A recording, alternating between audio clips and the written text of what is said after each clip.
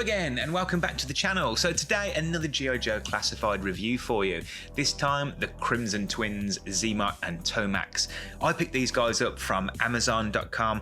I paid for some reason $32 for Tomax and $33 for Xamot. I'm not entirely sure where that extra dollar went. I was a little bit worried about buying them from Amazon because in the past they have been a little bit heavy-handed, or rather the courier has been heavy-handed, but the packaging it doesn't have any bubble wrap, so I have had bashed figures in the past, but these actually look very, very good. One thing that I do like about these packages are when you put them together, they have this really nice artwork. I do like that. And then looking at the boxes, this is probably maybe the second to last wave we'll get. I think Sergeant Stalker is the other figure in this wave. I think it's the 9th wave, and that's probably the second to last we'll get with this open display. I think the wave with Zorana, that's probably going to be the last, but yeah, I am going to miss it. I've said it before, these look great in the box. And then looking at the sides here, number 44 and 45, and then all their particulars completely identical as you would expect, Xamot and Tomax. And then on the back, you've seen this artwork before, updated artwork with Storm Shadow and Spirit, so very, very nice indeed. So let's open them up and take a look. Okay, so here they are out of the packaging with all their accessories. Quite light on the accessories, I must say, but I really don't mind too much. So starting off, they both come with a submachine gun. This is very nice. It's sculpted very well. Just a very soft matte black. And it also comes with a removable clip.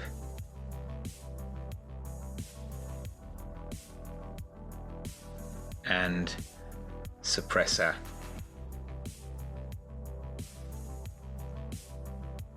So that is nice. I do like that. And then they each come with dual daggers. Just a matte black handle, and then their gunmetal silver for the blade. And all 4 daggers are identical.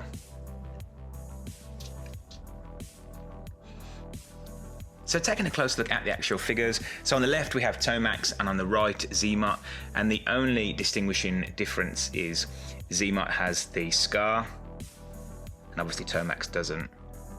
So I'm actually very impressed with these figures. I didn't know that they were pinless, but they are both completely pinless. The sculpting for the face is also really, really impressive.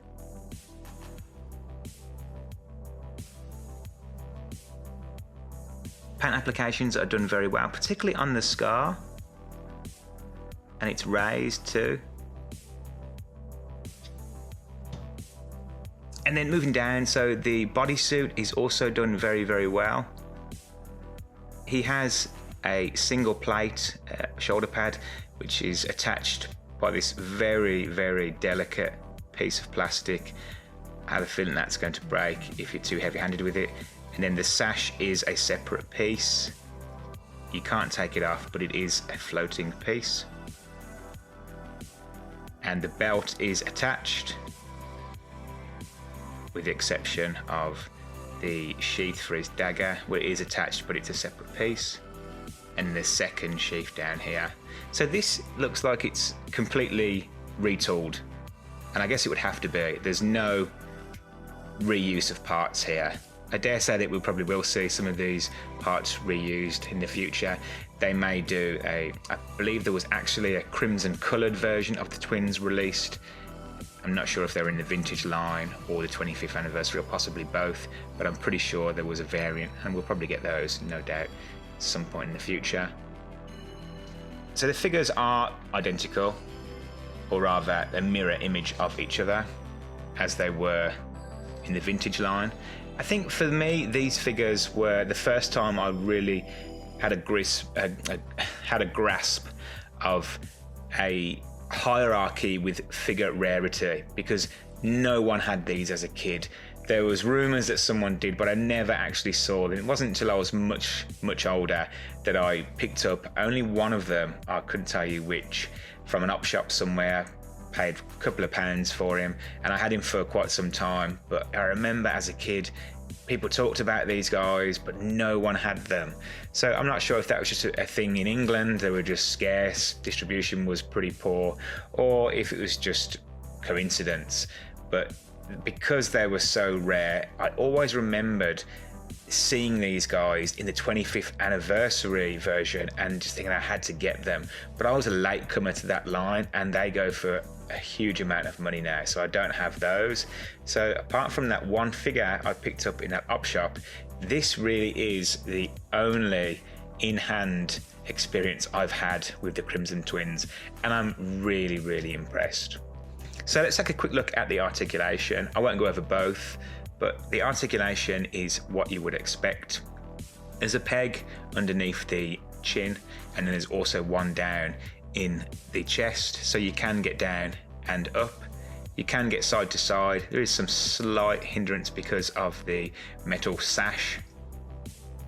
Butterfly joints for the shoulders, so you get all the way around.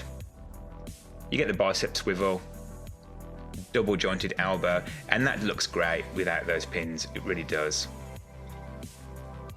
Full rotation at the peg for the wrist. Heaps of ab crunch.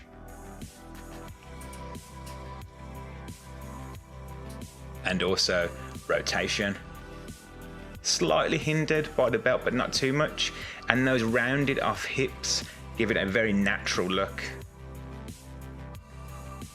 He has the drop down legs, cut at the thigh,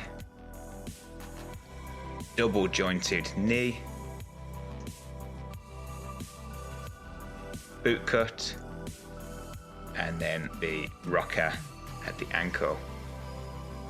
So the articulation doesn't disappoint. There we are. And obviously Xamot is going to be the same.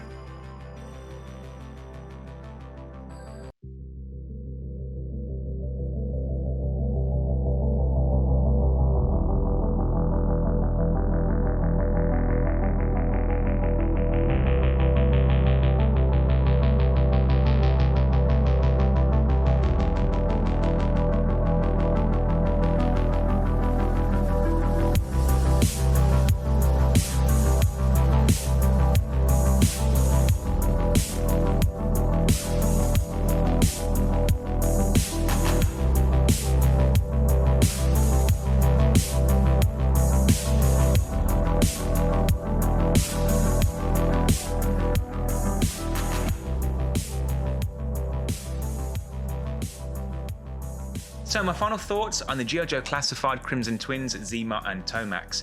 This is another example of how Hasbro are improving their product and course correcting the line. This is a throwback to those original vintage figures back in the 80s, and I'm all about that. The Crimson Twins were great figures then, and these classified versions are great figures. They're a little bit light with the accessories, but I honestly can't think of what else they need.